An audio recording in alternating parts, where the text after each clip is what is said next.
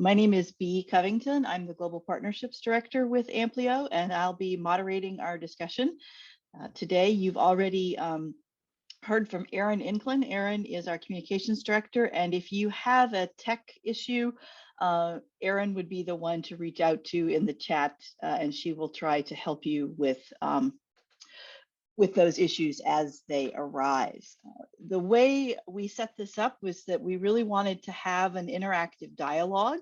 So we have about 20 minutes worth of discussion among our panelists. And at that point, we will turn it open to sort of moderated questions. And Lindsay Dakin is also with us. She is our Global Partnerships Program Manager.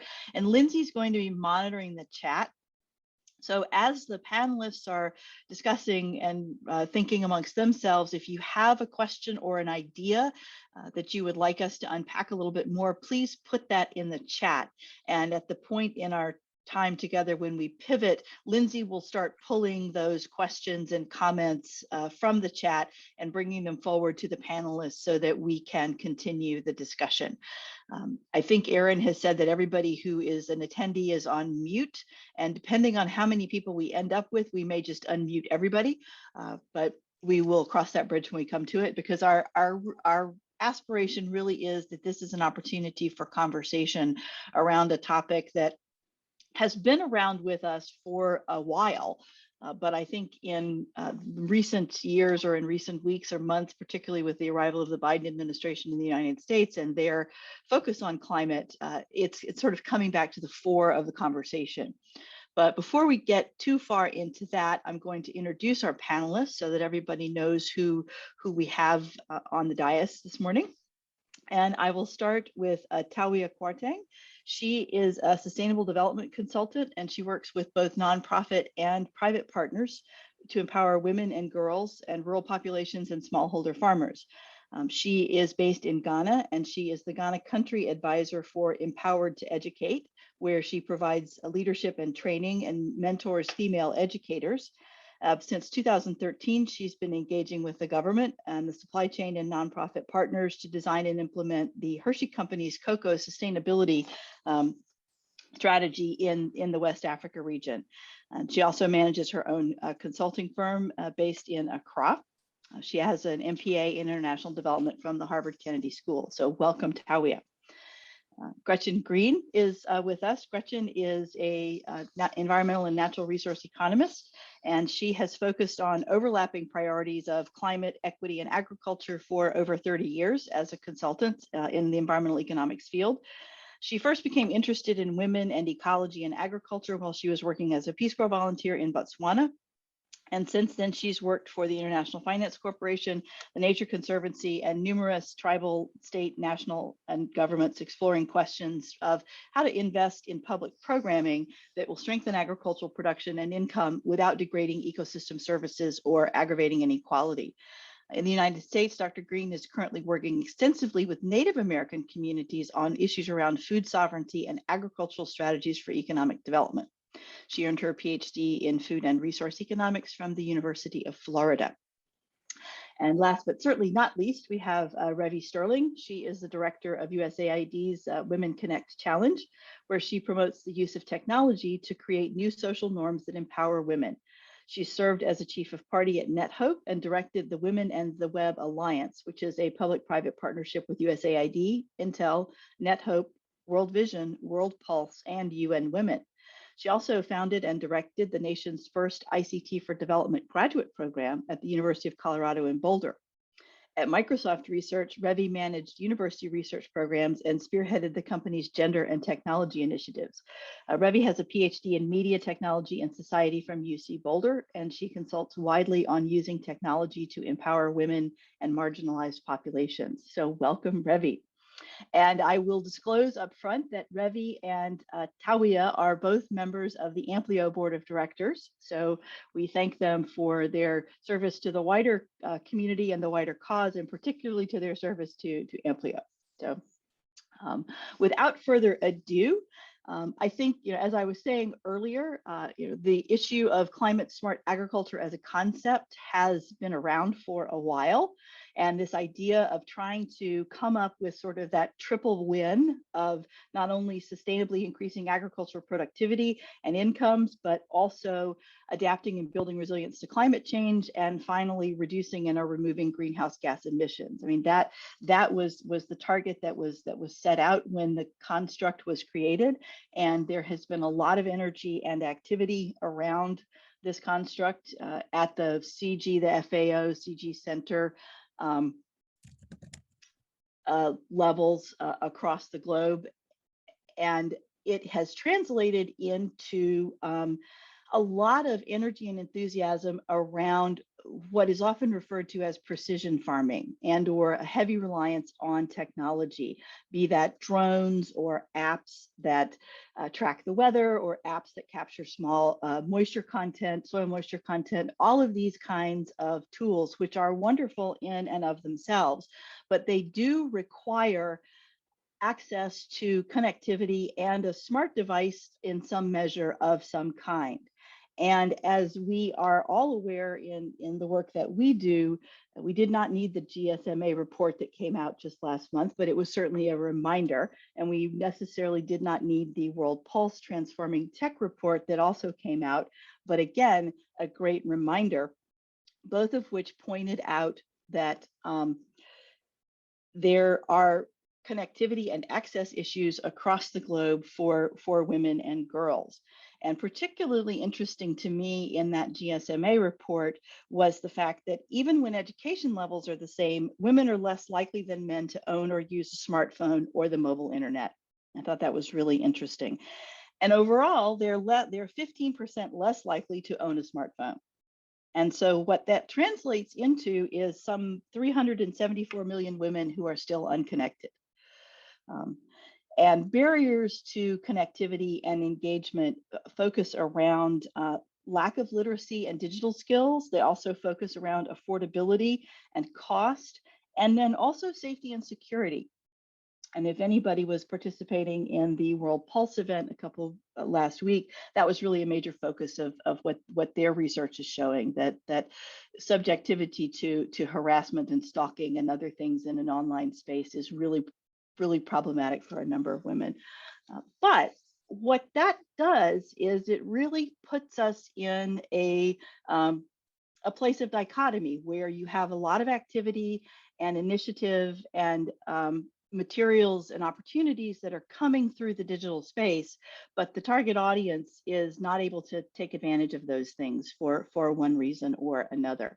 And so our goal today was really to bring this group of experts together to talk a little bit about what they're seeing on the ground in the spaces where they work in terms of ability to take advantage of and apply some of these climate smart activities, and what the implications are for not being able to take advantage of those kinds of opportunities, and then moving into thinking about how can we address that and how can we begin to bridge that digital divide. So I will start by throwing a question to Tawiah and Gretchen, who are both working on the ground in different contexts with agricultural producers and with women in particular, and ask you to reflect a little bit about what you're seeing in real time in terms of what's happening with the availability of information around climate smart agricultural practices, what's happening with the uptake and the actual implementation, and what are you seeing in terms of outcomes that may be being achieved in terms of success with implementation. And kind of the follow on to that would be, what are some of the barriers and hurdles? So Tawiah, why don't we start with you? Okay, great. Thanks so much. And thank you all for having me here this afternoon. I'm going to talk from my experiences in the cocoa sector, right? And I know almost everybody here probably loves chocolate. And you may or may not know that cocoa is grown in very few countries in the world. And about 60% of the world's cocoa is coming from Ghana and Cote d'Ivoire here in West Africa. So between those two countries is the bulk of the cocoa in the world, and a lot of activities going on to ensure sustainable production of cocoa. We've been working on what we call climate smart cocoa, which is pulling from the whole space of climate smart agriculture for the last few years now. The effects of climate change are very obvious to any farmer. When you speak to farmers, the first thing they'll tell you is the rainfall patterns have changed completely, and it has a lot of impact on them. They talk about higher temperatures. They talk about, we had serious droughts a few years ago, which affected cocoa production quite heavily. Farmers prune their trees, and where there is very high temperature, it means that the pruning will have a negative impact on the trees, whereas we want it to, or it does have a positive impact for the most part. But if there are very high temperatures, then you realize that pruning is beginning to adversely affect the farm. So a lot of things have been going on, is very obvious to farmers. A few years ago, there were some projects put in place. There was one project in particular that CIAT, I think this is the International Center for Tropical Agriculture, worked with USAID, the World Cocoa Foundation, and other partners to do a lot of work on climate smart cocoa. The CIAT managed to release these climate suitability maps, or I guess they are called climate change impact maps, for West Africa, which enabled everyone to see quite clearly over the next few years what's going to happen in terms of climate change and cocoa production, the suitable zones for continuing with cocoa production, the zones where one may have to adapt one's practices significantly based on climate change. One may have to even transform and move out of cocoa into other sectors. So a lot of work was done around creating these maps, and from these maps and the work also developing adaptation strategies and practices that farmers could begin to put into place to be able to keep themselves and their farms resilient, but also mitigate against the climate change that we are seeing. And so with that kind of information, what then happened in the sector was we had to take all that more or less technical knowledge, right, and begin to transform it into training materials to use with the farmers. So through that work, there's been a lot done. Now we have training curriculum on climate smart cocoa, which is used in Ghana and Cote d'Ivoire currently by extension agents and trainers, farmer coaches.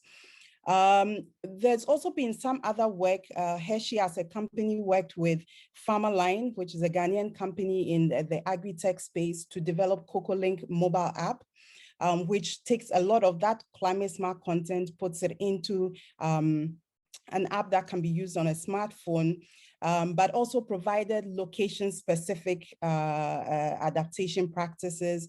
And so, of course, with your phone and where you are located, you are able to get specific information for your particular location.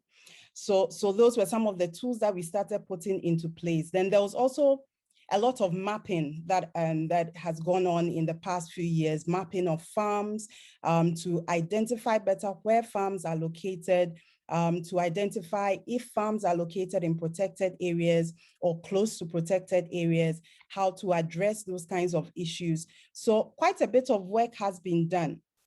And when I look at like specifically climate smart cocoa practices, we've done a lot of work around agroforestry, composting and fertilizer usage, good agricultural practices generally for intensification and sustainable production of cocoa.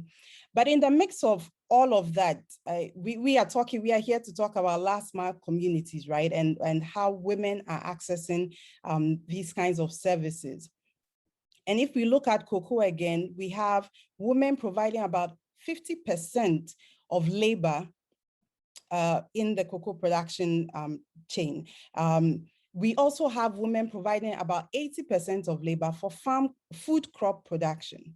So women play a huge role in the production of both cocoa and food crops. And cocoa is often grown with food crops and any other types of crops as well.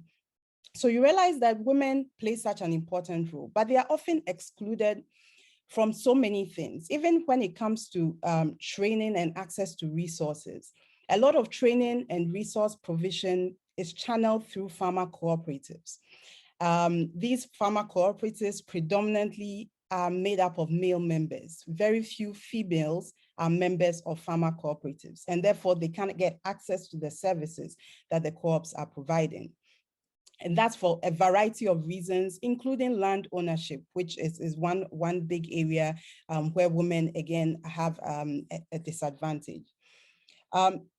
So when you look at it from that perspective, you see that in order for us to really ensure that climate smart cocoa, climate smart agriculture, and what we are seeking to achieve gets to the last mile, we have to really look at the strategies we are using to deliver training to the farming population, and also look at the kind of interventions we are designing, begin to design gender specific interventions. So before I wrap, I'll give just a couple of examples of some of the things that I've been engaged in over the past few years. So with Hershey, one of the programs we work on in Ghana is with a local NGO called the Nature Conservation Research Center. And we work with them on community-based natural resource management. And through this program, there's a lot of training that is delivered at the community level. So instead of doing training only or specifically through the farmer channel, the cooperative channel, this focuses more at the community level. So you are able to access many more women through such types of training. We also have been working on developing new value chains and diversifying the activities that farmers are engaged in. A big part of climate smart practices is to create or to build resiliency, and to do that through diversification. So we have what we call the non-timber forest products that have been started. We started developing value chains in non-timber forest products. And we realized, at least in the last couple of years, we've been working on this with one particular product, about 60% of the farmers who are working in that value chain are female. The other thing that I wanted to bring up, in Cote d'Ivoire, for example, we have programs with partners where women are managing tree nurseries. So a big part of climate change, climate smart production, again, is planting trees and ensuring that we increase shade coverage both on the cocoa farm, but also off cocoa farms in communities, along water bodies and all of that. So we have women who are being trained, working to manage the nurseries for tree seedlings, and also supporting them to be able to plant those trees on farm and in some of these areas that I talked about. So a lot of things have been going on in terms of this sector, and trying to push for the understanding first, and then the adoption of climate smart cocoa. The process is slow, I have to say. The process of adoption is slow for many reasons. Even if you are able to get training out and information out to smallholder farmers, there are many other challenges related to access to inputs, access to credit, and other attendant barriers, which really limits the level of adoption that we would see amongst the smallholder farmers.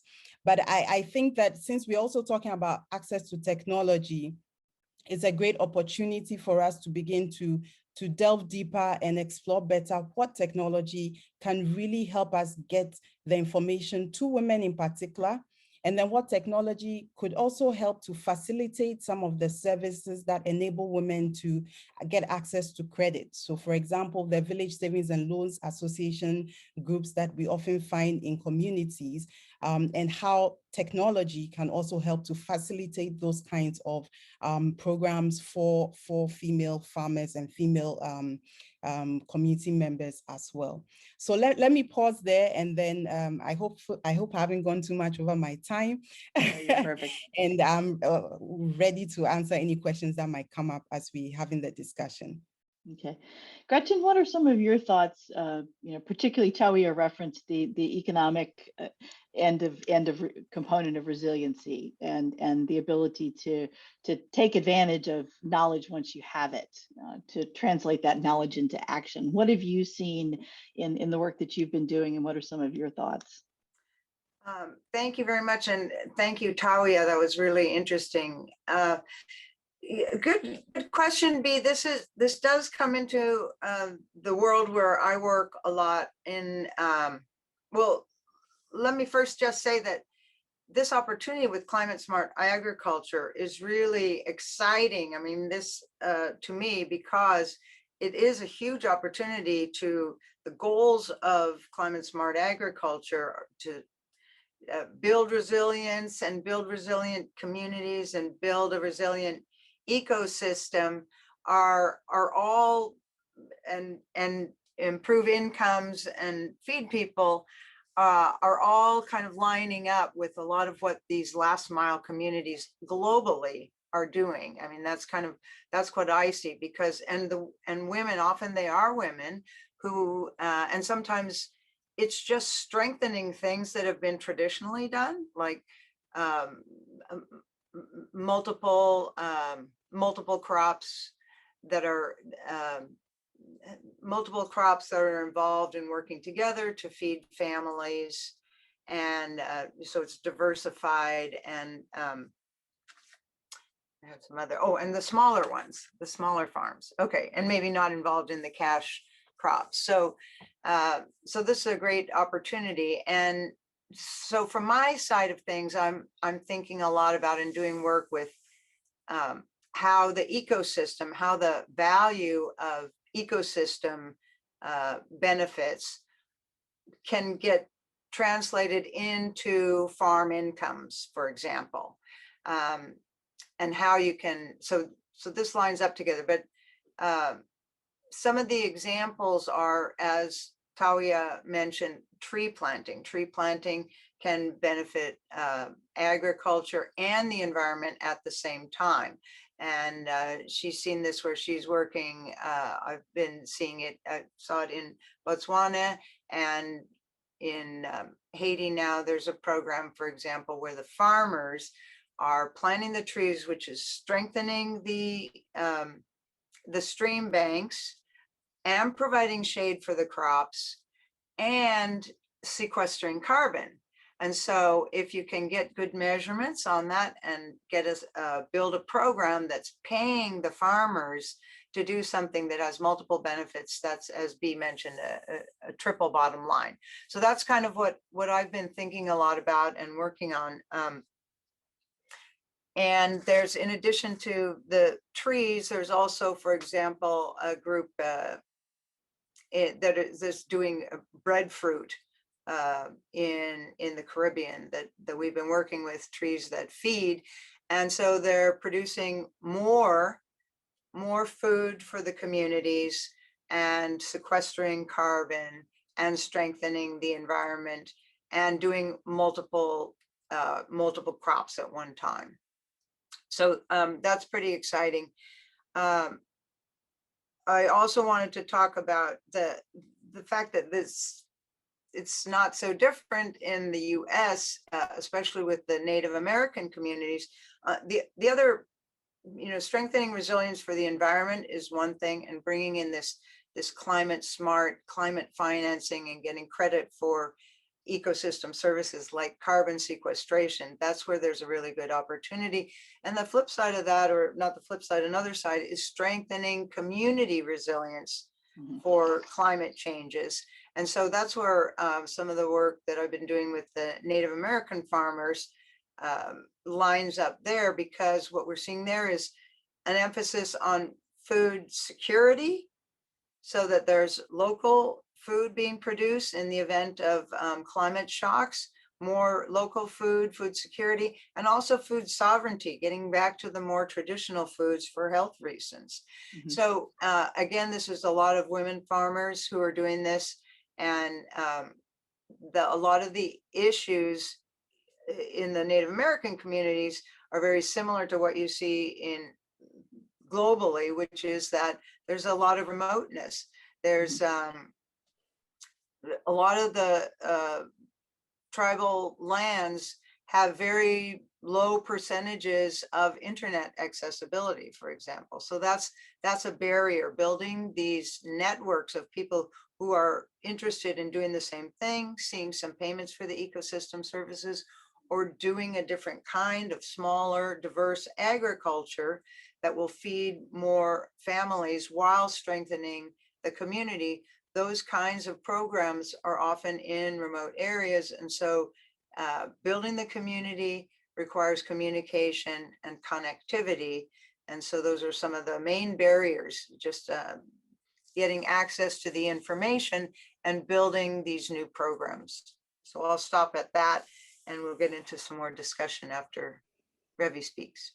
Yeah, and I do think, you know, you've alluded to the connectivity piece, and Tawiah has talked about it as well. And thinking about the CocoLink app that Tawiah talked about in partnership, that they developed in partnership with FarmerLine. And I know because we've had discussions with FarmerLine as Amplio, that FarmerLine is finding that their app that provides the location specific practice information is great if you, it's one of those things where it's great if you can get it, but they're trying to figure out how do we get that same kind of information into the hands of people who are who don't have the ability to take advantage of connectivity. And they actually are looking at the Amplio Talking Book as a bridging tool to help close that gap.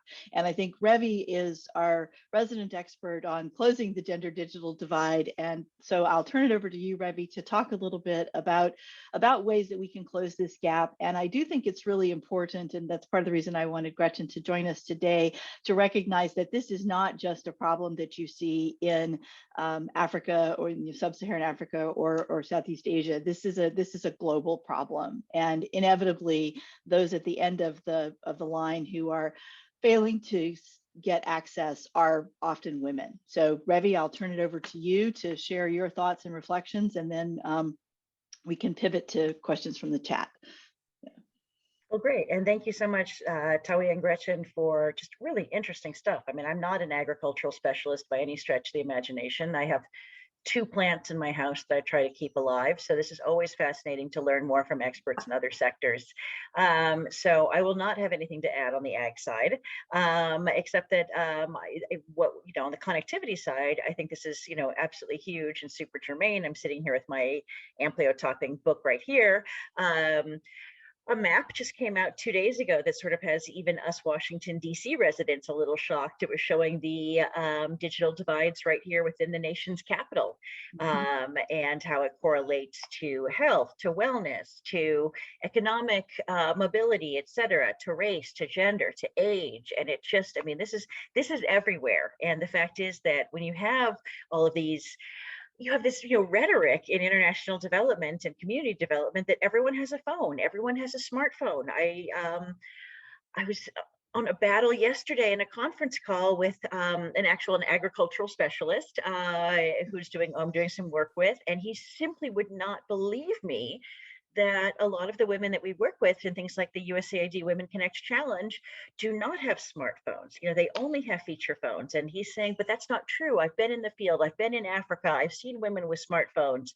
And it's just said, yes, but that is not necessarily representative. Were you outside of a capital? Were you outside of a place where someone has actually done a campaign to get phones in the hands of women? I mean, you look at countries that don't even have internet exchange points and have so many internet outages all the time for political or, societal reasons, or just, geography. You look, there's so many people, half the world is basically unconnected. And yet we've made this checkbox that, of course, everyone has a smartphone. Of course, everyone can use all the agri-tech apps that we put out there. And the fallacy of that, I think, is really harming to the people, especially who are the smallholder farmers, who are women, who work in, whose first language is primarily an oral language or isn't represented well online. I look at a lot of our friends here from West African countries. I mean, how much Bambara and Fula content is on the internet? Not much. So even if you are online, what are you connecting for? Is the data available to you? Now that I'm outside of a university setting, I don't have access to all the pay to read journals. So if I don't have that, then how is somebody, let's say, in a farm in Cameroon, going to access something that, for me, I'm like, oh, that's too much. I can't possibly pay for that journal article. So I just think there's so many things that we need to take into account on women's realities when it comes to connectivity, and the fact that connectivity should not be a barrier to getting information.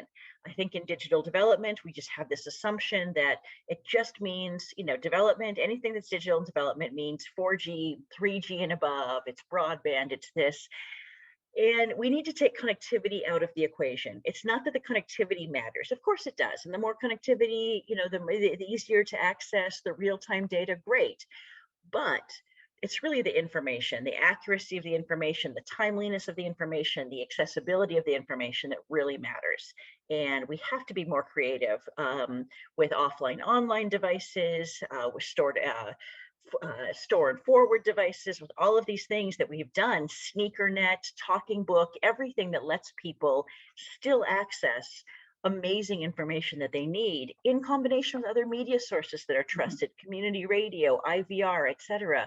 We've got to change the metaphor from being one smartphone, that is your portal to digital development or your portal to good information, because that is just a model that has is proven to be broken in so many cases. Mm-hmm.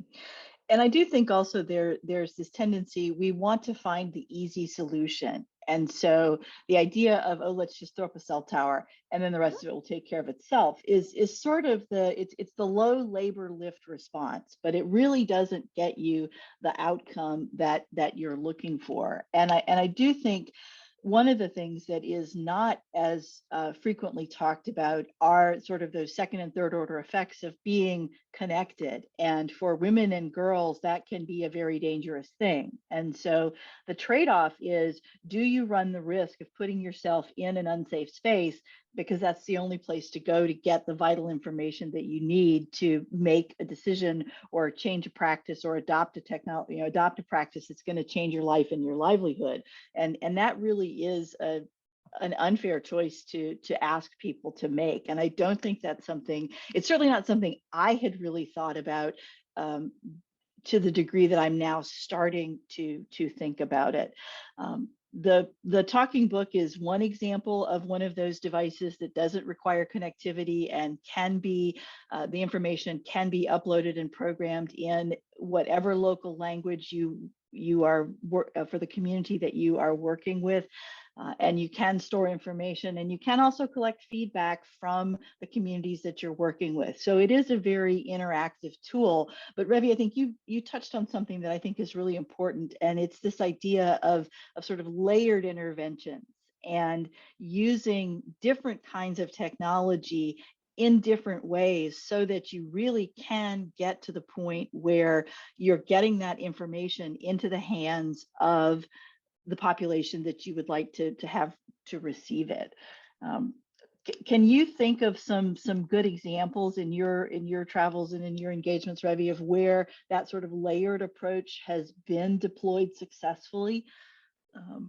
Kind of a model, or Tawiah or Gretchen even as well. Well, I think you bring up all the points that, that the sort of layering, it kind of points to a bigger question, which is we're always expecting women or, people that we work with that we're trying, end users to change. We want their behavior to change. We want them to come to the telecenter. We want them to come to the internet cafe. We want them to learn the skills. I mean, we all know that's almost impossible when, let's say COVID, certainly. I mean, there was a whole year of not being able to do things like that. Lots of the women I work with work in very, are in very conservative mobility constricted environment. So they can't just be like, oh, I'm going to leave the kids and livestock and go to a training that, some multinational organization is putting on to teach me digital literacy skills that don't have anything to do. I don't need to learn how to program something into Excel. I need to find out what the weather and climate conditions are so I know when to harvest. So I think that we need to stop thinking of women as the people that need to change, even though they are the change agents in a lot of ways in their community, and figure out how to bring the technology to women. We have that ability now. I mean, Talking Book is certainly one example of it, but men don't leave men leave the radio at home when they leave the house. Usually it's a device that's, it's women are allowed to listen to it. Maybe they take it into the fields. I see lots of women all the time at market that have their radios, etc. So that's not considered necessarily a disruptive technology. Whereas if a family has a cell phone, it is usually the man that takes the phone with him, and the woman can maybe use it later on that evening.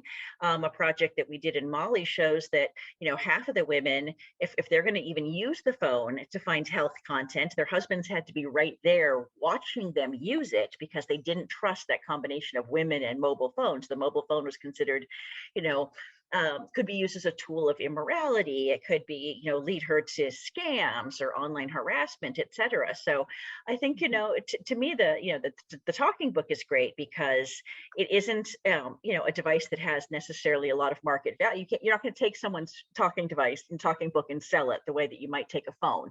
30% of phones given to women through, phone schemes, and phone giving programs are appropriated by other members of the family. So to me, we have to find devices that are welcoming of women's work and leisure habits. If women have leisure habits at all, we have to find devices that are portable, and we have to have ways where people can listen together, alone, etc., but that it's not a threat to the social order. So we just need to be so much more creative. This idea that the phone is gonna eventually trickle down. I've been hearing that since I started in this work in 2 decades ago. Don't do custom devices. Just wait for phones to come. Well, in a lot of places, mobile network operators have no commercial reason to go into these places. So are we going to simply wait and let a whole new generation of farmers and community health workers and girls in school right now have no access to good information? I mean, to me, that's anti-development. Absolutely. Lindsay, are we seeing questions in the chat that you would like to share with the panelists? Yeah, we have one great question from Destina, who's asking, she's saying one disincentive for the adoption of climate smart agriculture is the fact that farmers do not get commensurate value or prices for climate smart agricultural produce. Have any of you experienced this, and maybe how did you work to overcome it? This might be a great question for Tawiah, but if anybody wants to jump in on that issue. Well, I could begin, but just to say that cocoa is slightly different because cocoa prices are set.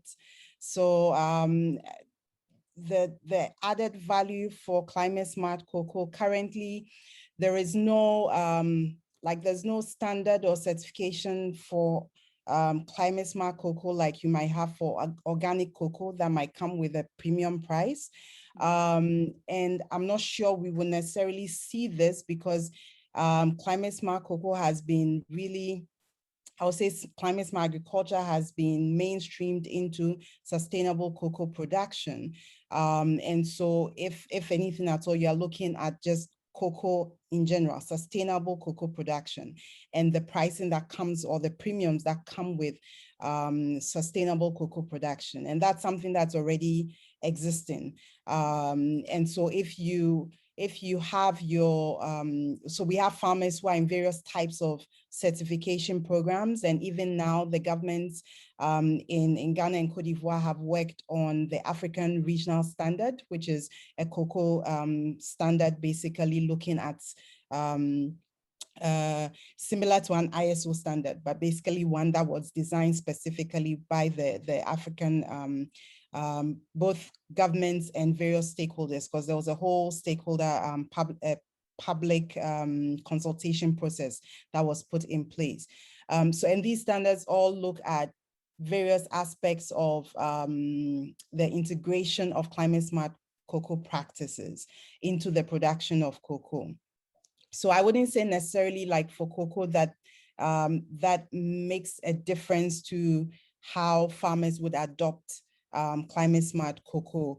I think the adoption, similar to almost everything I see in the cocoa, not just in cocoa, I guess it's generally in agriculture, but adoption and behavior change is a slow process. It's a difficult and a slow process. It doesn't come immediately. Farmers have to absorb a lot of information. And in the past, little over a decade that I've been working in sustainable cocoa, I've realized that the amount of information that we are expecting farmers to absorb and adopt, it's incredible. I mean, it takes us a long time to go through all that information, really comprehend it, understand, and we have higher advanced degrees. Many farmers don't have that luxury. Many farmers have primary education or secondary school education. And their ability to really comprehend this, a lot of complex information at times, it just takes quite a bit of time for them. And it's also not always in a format that enables them to really appreciate what is going on. Now, over the past few years, we've tried to incorporate a lot more video, a lot more audio, a lot more pictorial support in the training that is done. But it's still a very slow process. And a few years back, there was a bit of work done, commissioned by the Cocoa Industry and World Cocoa Foundation on behavior. Well, it was from the researchers were behavioral economists, basically, trying to delve deeper into behavior change amongst cocoa farmers and why we are not seeing the kind of change. At the time, there was a lot of discussion around pruning. The benefits of pruning are obvious, but many farmers were simply not pruning. And why was this the case? And trying to understand and delve a lot deeper. And there are so many reasons, not just access to resources or credit, but even on the personal, psychological, emotional front as well. So, I mean, just saying that it's still such a challenge for farmers to be able to adopt all these different practices that we talk about. And I think what is key for us all when we are working with smallholder farmers is to really bringing them back into the equation, right? Like Revi was saying, like it's let the women be the focus. What do they know already? What do they appreciate most about everything that you're trying to relay across to them? What do they feel comfortable with adopting? Let's not try to get them to adopt all these different practices all at once. Let's try to take a more step-by-step process and look at what is more feasible for them within the structures and the barriers that they face each and every day, and work through with them. Lower our expectations a bit. I think our expectations often are so high for farmers, and it puts a lot of pressure on them. But they are like us. I mean, we have huge pressures on us for our work. And how do we cope with it? And how do we adapt? And how do we expect farmers to also adapt? We should begin to look at our lives and how we react to situations and realize that the farmers are just like us, you know, and they have often even more pressures than us. How are we helping them and working with them and meeting them at their point to be able to address the challenges that they are facing? Yeah. Sorry, I've gone a bit beyond the question, but.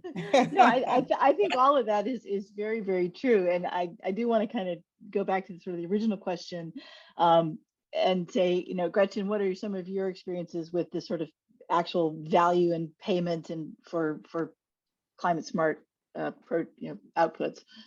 Yeah, I love that question because that's where I've been spending a lot of time. I think there are really a lot of good opportunities right now to capitalize on climate financing. There's a lot of corporate social responsibility demand or interest in that from the corporations who want to demonstrate their offset, their carbon offsets. So the and this is something, as I mentioned, in the groups that I'm working with, you don't have to be, I mean, people are interested in this for a variety of reasons. Farmers who are, you know, in the low tech sector, or women in the last mile, people who are doing diversified agriculture and would like to do more of it, or would like to be able to plant trees to shade their livestock, or protect the water supply, or you know, or shade their crops. But there are financing options that are happening right now. That's why I think it's a really timely discussion, because there's more and more interest in sequestering carbon, which you can do from planting trees or planting more crops than you would otherwise. It's a little tricky because you have to make it that the payment causes the expanded activity, which you know, there's a lot, this market is kind of new, and there's a lot of money that's transferring that is not additional activity. But the groups that we're talking about, the last mile, the women, the ones who are maybe not involved so much in the cash and income farming right now, that's an opportunity because all of the financing can go for something that is legitimately additional. I couldn't plant trees unless, I couldn't expand my crops unless I had this additional funding. So setting up those programs is timely, and it's you know, it's not that hard. It does require communication though. So that's where the communication and I like the you know, the Revi's comment about the pace of adoption. You know, you can wait for the smartphone, but right now is the time. And so if there's communication, there's organization, there's interest on both sides. There's interest on those who want to offset, and there's interest in the small last mile farmers in expanding and doing some more. So it's just a question of putting those two together, and it's not, you know, that difficult to do. I had one other thing I was going to say, but I'll shut up. Lindsay, I'm seeing a lot of activity popping, you know, popcorning up in the chat. Do you want to bring some of those other observations and comments in? Yeah, for sure. We actually have an interesting question that's probably good for Revi to jump in on in the Q&A. Elizabeth is asking, are the panelists aware of other innovative extension methods to disseminate climate information and information about climate smart agriculture practices to women that don't require cell phone access, like video-based or et cetera? So yeah, Revi, do you want to take that? Well, I don't know necessarily. I will leave, Tawiah probably knows more about what's happening actually on the ground when it comes to agriculture, but certainly in addition, I mean, everything's got its niche, right? So I do see a lot of things. I think community radio is still, you know, the way to do everything. I mean, it's been tried and tested since the 20s. You know, people trust it. It's in the local vernacular, et cetera. Obviously, it has its detractors, and it is a one-way medium, but I think there's a lot that can get started with that. I love programs like Digital Green, where everything is, you know, small video-based pieces, but it doesn't require, I mean, once you have the video, of course, you can download it, you can share it with friends. I mean, you can almost be your own file swapping service. So I do think that there's lots of ways that aren't the traditional app way of doing things. We just have to remember that, you know, people swap files and photos and music clips and voice clips and video clips all the time. There's no reason to not leverage people's own social networks for things like, hey, here's this clip of planting such and such with such and such. You agricultural people can fill in my variables there. You know, apparently it worked really well for my cousin. What if I try it? What if I do these kind of things? So I think that word of mouth, that social network that women just naturally have. I mean, we are the original social network. And so I think that, you know, we have to leverage that better. I mean, I think in so many cases, WhatsApp is almost a killer app of development in a lot of cases. You know, the barrier to entry is low. You can leave the voice clips, etc. There's lots of offline internet and digital libraries. There's many digital libraries that are meant for offline and online use. There's things like the Solar Spell, which is a Raspberry Pi kind of in a suitcase that, gives you offline internet. But if you did want to connect, there is that opportunity.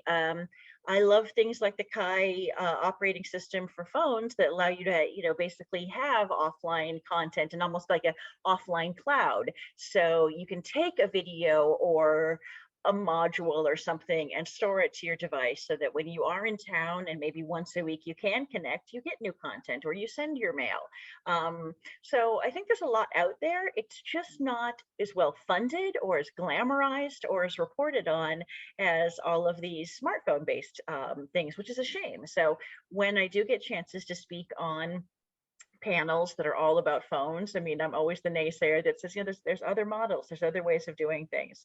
And I think that a lot of the good thinking comes out of places like, there's a software group in Bamako called Lanali, and it's Bamako born and raised. These are 3 Malian software developers that have put together a really interesting kind of marketplace, for their community. It doesn't have to be something that comes from, quote unquote, the global north and gets reappropriated for use, in other regions. If I look at all the tech hubs that are across Africa, et cetera, I mean, I think this is really where all the innovation is happening and is starting. And eventually, just like how America picked up things like the brick internet generator and Ushahidi and other things that we saw happening elsewhere, as our resources get more constrained, as we move towards smarter, greener agriculture, we're going to be taking a lesson from people that are already doing this. My family's from rural Montana. My parents don't have internet. I mean, there's just all of these things that, to them, it's a waste, it's a luxury. And it kills me that they don't get good content that's accurate. They listen to one unnamed, we'll keep it unnamed, news source that I would say is not the best news in America. And so I think a lot of the things that I see in this space could easily be applied to all over the globe. I think that's and also if I'm going too fast, I'll put my name and email in the chat. So if people do want to say, hey, what was that KaiOS thing? Happy to point people to things. Again, it's just not as developed. It's so grassroots because the money is in the smartphones, it's in the applications. I mean, at USAID, we love this model of challenges, right? It's big money for big ideas that are going to scale, and they have mobile network operator support, and they've got private sector support. And at the end of the day, I really think that model is broken for so many people. Mm-hmm. And I think we can work with Revi and put together a list of these kinds of technology solutions, and we can certainly send them out to you all who have registered, and we can also probably turn that into a blog post or some kind of a post on the Amplio website so that you can learn more about these things, because I do think it's not an either or, and there isn't one solution that's going to solve the problem for everybody every time, and it's being able to be flexible, and as Tawiah said, really understanding who is the audience that you're trying to engage, what is the outcome that you're trying to achieve, what's realistic, and how can you enable that outcome and make it as easy as possible for the people that you're engaging with to adopt the practice that you're trying to share, or change the behavior that you're trying to change in a way that's efficient and cost effective and not overly burdensome for them. So absolutely. Gretchen, do you have something you want to jump in on? No, I was just taking a look at the chat. I didn't. Oh, okay. Lindsay, you want to pull another comment in from the chat? Sure. Yeah. Tom has jumped in with a couple comments about how this kind of relates to, I think, our food system and our food supply. So his comment is that much of the technology, as Revi mentioned, is just something simple for policymakers and companies to push out. So shouldn't there be more pressure to change the traditional supply chain paradigm, i.e. negotiating for the best possible quality and price, to something where the flow of information and knowledge and resources is more open and transparent, so that we can guarantee the future of the food supply? And if so, if we agree with all of that, how do we think this can happen? How can we change that paradigm that Tom is describing? That's a tough one. And certainly, it's a systems thing, and Tawiah's comment about it takes time for farmers to change and adopt. I think systems are even slower than farmers in some ways to make changes. And panelists, you want to throw something out on this one? It's a good question, but a big one. Well, the one thing that I have seen, especially with the Native American farmers, because they are not so interested in the cash crop and the revenue as they are in high quality food for health purposes and for feeding the community. A lot of the agriculture, the Native American agriculture is aimed at, providing food, healthy food for the elders, for example. So I do think that that the climate smart agriculture approach feeds into that conceptually, theoretically, and I also believe that some of the ecosystem service values, if we can monetize that and get that revenue flow, then that can help build up the otherwise outside the market, the informal food production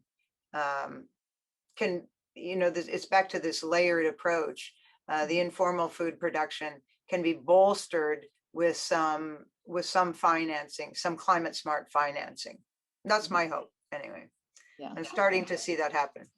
Great. Well, we're running up on the end of our time, and I want to thank our panelists for joining us and for a stimulating and lively conversation. We will follow up on getting a list of a variety of different alternative low-tech technologies, if you will, that we can share with you all that you might consider as you're thinking about engaging with last mile communities and women, including the talking book. And if you're particularly interested in understanding the talking book as a tool and how it can be incorporated into a multi-layered approach to community engagement, please do reach out to us here at Amplio, and we would be happy to talk with you further about how the device can be used in different contexts and communities. We have 3 minutes left. So we have 3 panelists, and by way of closing, I want to give each of you a minute to kind of to take us home. Gretchen, we'll start with you, then we'll go to Tawiah, and then we'll go to Revi, and that will close out the hour for us. So 1 minute, final thought. As I said before, I think it's a really exciting opportunity to leverage the emphasis on climate smart agriculture. One thing that we haven't talked about so much that I think is important in terms of the communication and the talking book is language. We think we all have smartphones. We think everyone speaks in English. Well, it's not so. Language and site-specific information is what's needed to access some of these last mile communities of women and girls. Great. Tawiah, 1 minute.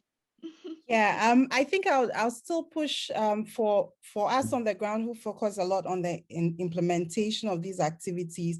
Designing the gender-specific interventions is always really key. Let's keep that in mind as we look at designing our interventions, particularly in sectors which are often male-dominated like cocoa.